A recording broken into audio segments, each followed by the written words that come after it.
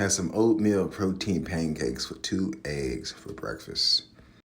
For lunch, we have a ham and American Swiss flatbread sandwich. Got another sandwich. It's just a pretzel bun with some turkey and Havarti cheese.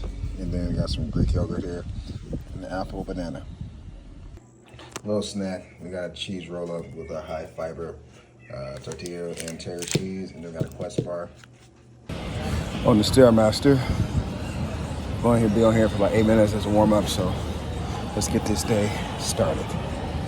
We finna hit some camber bar incline bench, and then also pair with some of these cable side race machines. So let's get after it. So for my chest training, I think I'm going to start doing maybe 2 to 3 exercises for my chest, because a lot of times I do 3 to 4 exercises for my chest, and I think I might be overtraining my chest a little bit, and it takes more time in the gym, and then I'm not able to put as much emphasis and attention on my triceps or my shoulders. So I think I'm gonna start doing less training with my chest, and I'm gonna prioritize getting doing exercises that give me a great stretch of my pecs.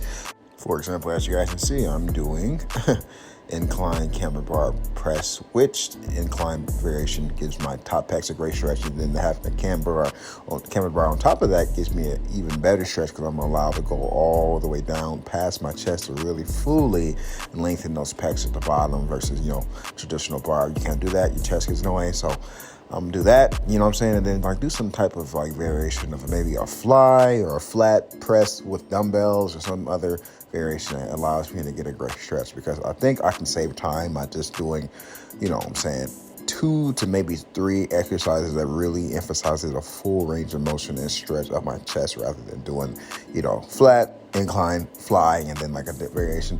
Maybe just doing 2 to 3 of those, and then I should be good on that.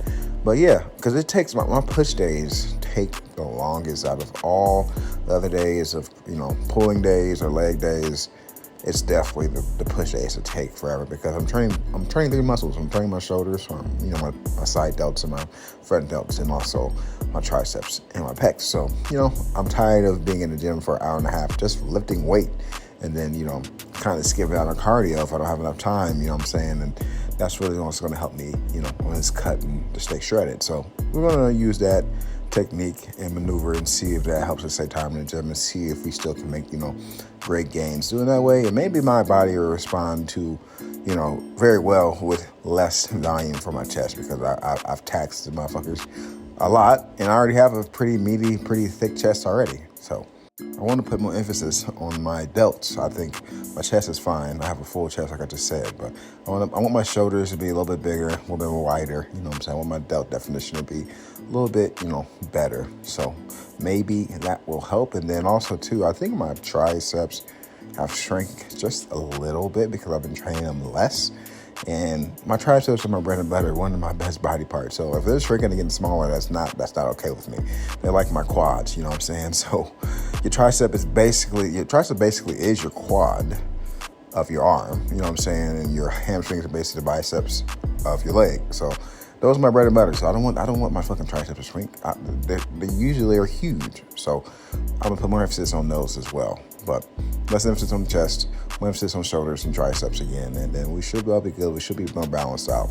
But yeah, I will say these incline camber bar presses are very, very challenging. It fucking hurts, honestly, in a good way, but they're very challenging because, a lot of incline variations, you can't go all the way down unless you're doing dumbbell. So I've never really seen anybody do camber bar incline presses at all, in my opinion. So I'm definitely not the person that invented it. I know people do it, but it's not a common occurrence that you see people do that. And there's literature that shows that an incline variation is, just as good, if not superior, to a flat variation for bench, because it still hits your middle pecs just as much as your top pecs for incline.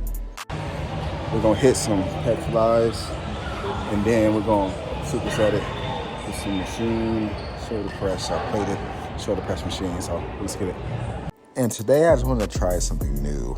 I usually don't do a lot of machine shoulder press, but the good thing about machine shoulder press is places you in a fixed position, so you're not worrying about, stabilizing your shoulders as much. You're not worried about the instability of, dumbbells, which dumbbells are great for shoulder mobility and, doing like any shoulder press movement. Honestly, I believe dumbbells are great, but like this allows you to stay fixed, so you're putting more emphasis on your actual front delts and a little bit of your side delts as well. So if you're somebody who likes doing pressing, machine presses are the safest, most efficient pressing move you can do.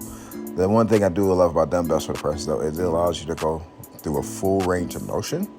And sometimes the problem with that is I see a lot of people with ego lift with shoulder presses with dumbbells. So that's why machine press probably is the best for your shoulders. But as long as you have great form with dumbbell presses and you're not ego lifting and you're going all the way down and it's not affecting your shoulder, like even your shoulder Benjamin or anything like that, or doesn't hurt you, those are totally fine. But I just want to try these today. And like I said, most people do not need to train like the shoulder presses because most people's front delts are extremely overdeveloped and their side and rear delts are not developed enough.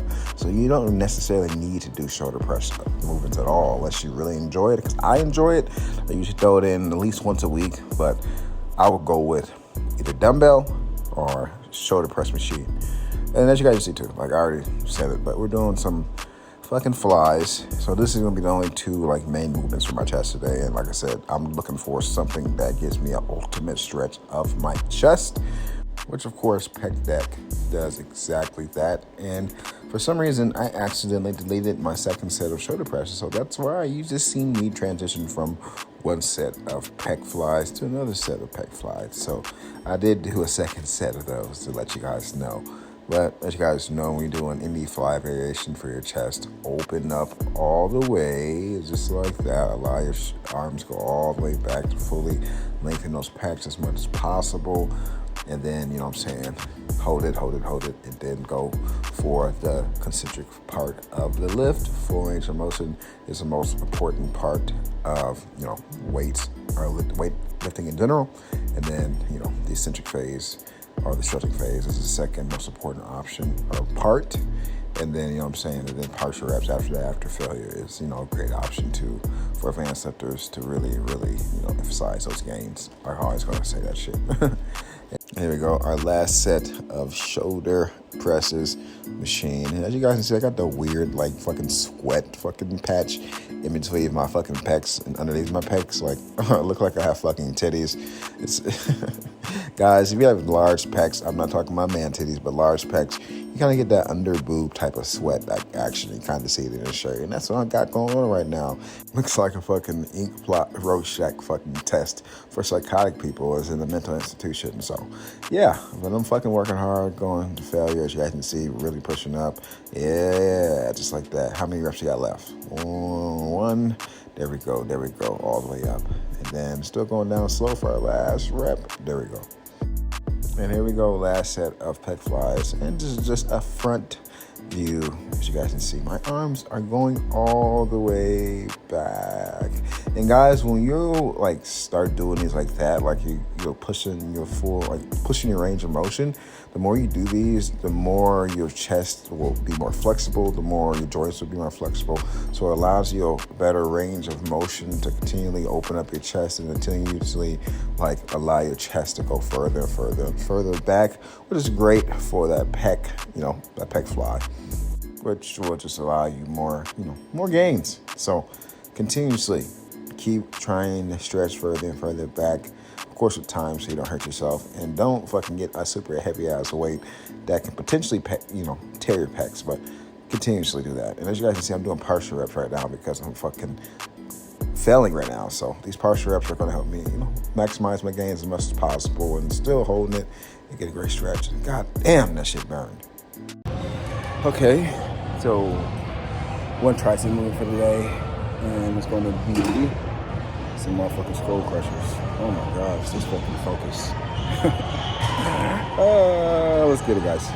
And as you motherfuckers know, my most favorite exercise for my triceps are skull crushers, especially when I'm going behind my head, just like that.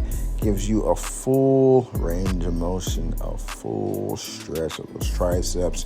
This is the only tricep exercise you will have to do if you train triceps, I'm telling you.